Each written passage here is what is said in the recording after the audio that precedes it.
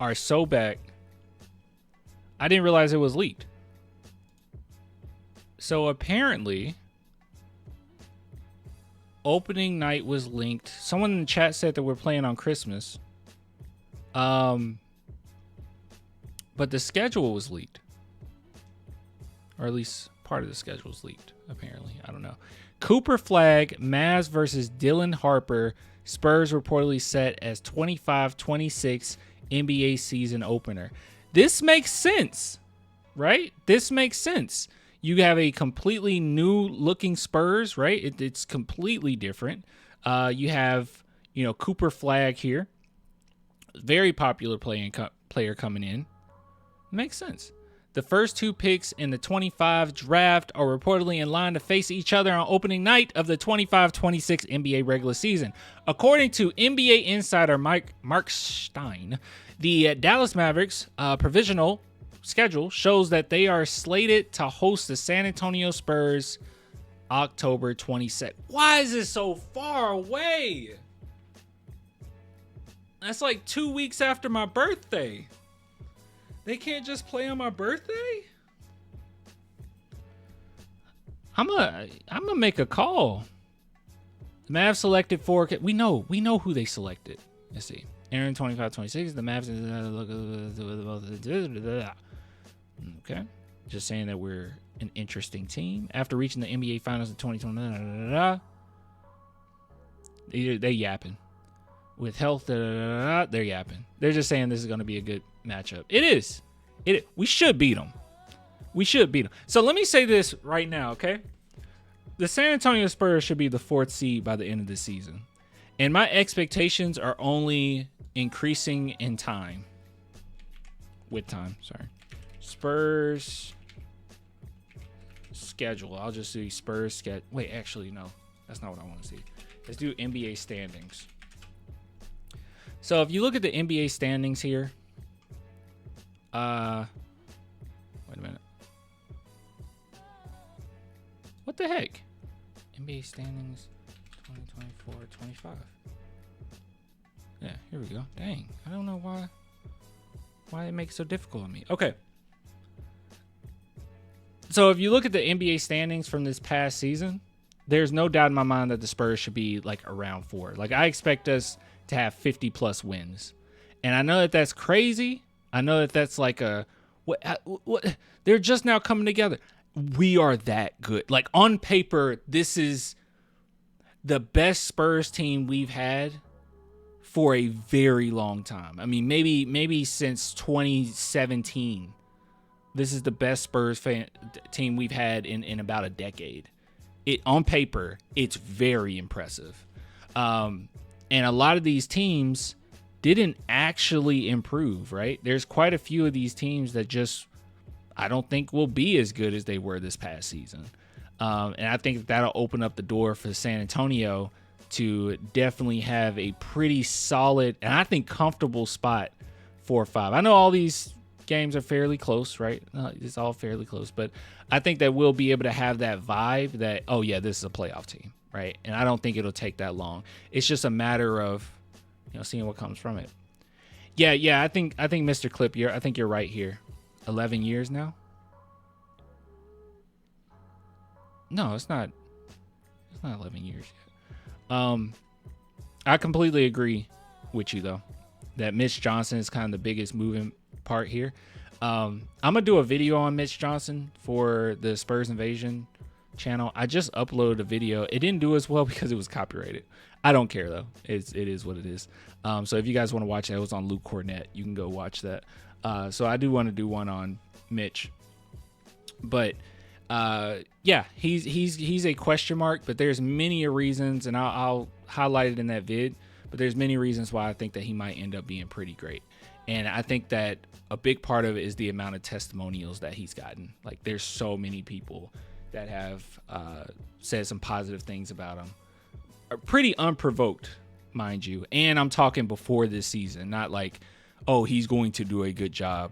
More so, this was years ago, and it was like, oh yeah, this guy's really smart, and just things that we didn't notice or articles we didn't go over before. So, but yeah, so I do believe in Mitch. So we'll see how it goes. Coach Johnson's going to be all right. I think he's going to be all right. But the Spurs overall is just, they're so impressive. So impressive. So just really quick, let's just take a look. Let's just take a look at our roster. Spurs, I'll just say salary because, I mean, let's just be honest. A lot of these roster things kind of suck. Oh, this is team payroll. It doesn't matter. All right. Here we go. I'm just trying to highlight the players on the team, okay? Don't worry about the money. The amount of defense, okay? So, well, actually, let me start with this. The rim pressure. The just sheer rim pressure that you can bring. You got De'Aaron Fox, best in the game, or one of the best in the games at it. We got Keldon Johnson, which you know how I feel about Keldon, but hey, it is what it is. Vic can bring pressure to the rim. Dylan Harper, phenomenal at finishing at the rim. Like, that's his bread and butter. So him and De'Aaron Fox, they're really great at that. Dylan Harper also has a lot of off ball skill as well, right? So he can shoot pretty well when he is off ball. Steph Castle, he brings a lot of rim pressure. Sohan can bring a lot of rim pressure. I mean, we're going to be able to get in that paint, right, and make it very difficult for opposing teams. And when you can bring rim pressure like that, I mean, you have Victor Wembanyama in the role or the pick and pop. I mean, it's just going to be very difficult to deal with. I mean, you can envision how difficult this is going to be to deal with. And now we're in a situation where this is where we want to be, where Devin Vassell is no longer being looked at as the second guy to Wemby. Very obvious he's not. I would go a step further. He's not even going to be looked at as the third option to Wemby. Devin Vassell might end up being the fourth option. And Devin can have some crazy performances. I would assume that this season, Spurs fans are going to love him. They're going to absolutely love him because it's going to be kind of those like out of sight, out of mind type deals where, you know, you have some better players on the team. But then when he shows out, he's going to show out. But I don't think there's going to be games where people are angry at Devin just because you don't necessarily need him to be as consistent as, you know, a lot of us, you know, wished he could be. But when he's the second or third option on a team, yeah, you got to be a little bit more consistent, right? But we don't have to worry about that. And even with that, Devin Vassell's numbers weren't that bad. Like, I think that's another thing we probably need to point out as well. Devin Vassell got a lot of hate. And some of these games, it just irritated me because I was like, yeah, just be more aggressive. But, you know, get to the rim more. But if you look at his numbers, it's not as bad as fans make it out to be. It's not as bad as fans make it out to be at all. As you can see here, you know, it's a little bit of a dip from last season as far as his overall field goal percentage. But mostly it's not bad at all, man. Like, his 3-point percentage is about the same as it was last season. Everyone was praising him last season. Free throw percentage is about the same, right? Now, here's the difference. He was getting to the rim more often, okay? He was getting to the rim more often, or he was getting fouled more often.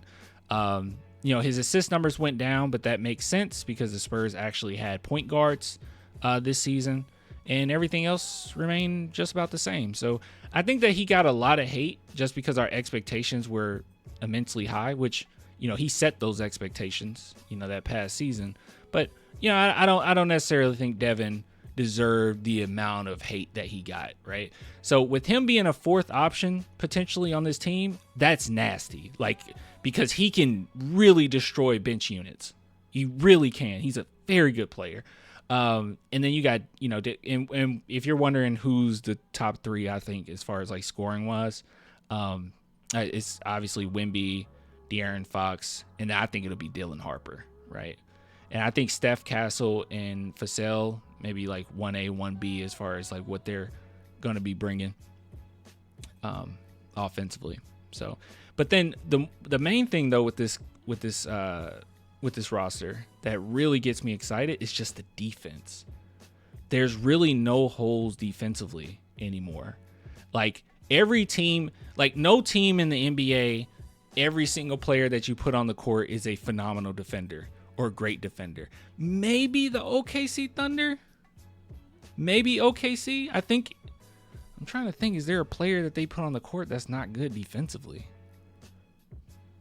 If you guys can think of one, let me know. I don't think there's a player they put on the court that's not good defensively.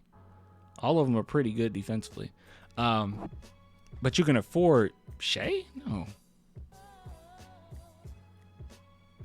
Isaiah Joe. Did he play in the? How often did he play in the finals? Yeah. Well, my point is this: when you have a bunch of really good defenders, you can afford to have like a player or two that's not that great. So what I'm saying is De'Aaron Fox is underrated defender. He's a good defender. Devin Vassell, he's a good defender, especially in the lanes. Harrison Barnes, he can hold his own. He's not like a defender, but he's not somebody that's just gonna destroy you. Keldon, he sucks. He sucks defensively. And then the rest of the players are just pretty decent. Maybe not Minix. I don't even think we'll see Garcia, if I'm being transparent with you guys. Lindy Waters, he's not great defensively, but he can shoot. He can definitely shoot. But Julian Champagnie, pretty good defender. Carter Bryant, great defender. Jeremy Sohan, elite defender. Steph Castle, great defender. Luke Cornett, great defender. Dylan Harper. People keep getting on to me about this. He is a good defender. I don't know why people say get mad at me about that. He's a good defender. Victor Wembanyama, generational defender. There is no lineup in which, even if Mitch Johnson wanted to screw it up, there is no lineup you can put on that court that screws us defensively, unless you just have a guard playing center or something. But there's no way of messing up, especially in a healthy roster. So I'm really excited. Top 5 defense easy, probably top 3, if not first. We'll see. But that's going to win a lot of games, right? I mean, we've seen games where Victor Wembanyama is the only defender out there, or maybe it's just him and Sohan or something, and the team cannot score. They just can't. There's nothing they can do, and he just goes on a massive, crazy run, and then he sits down, and then they get comfortable, right? The opposing team gets comfortable. But in this situation, I don't think we're going to be getting that. There's too many defenders. You're going to be working all game long. Wemby should have 2 defensive players of the years already. That's why I hate when someone doesn't get an award when they deserve it, because you never know what's going to happen in the future. So it's just, why are we playing around with this? He obviously won it the first time.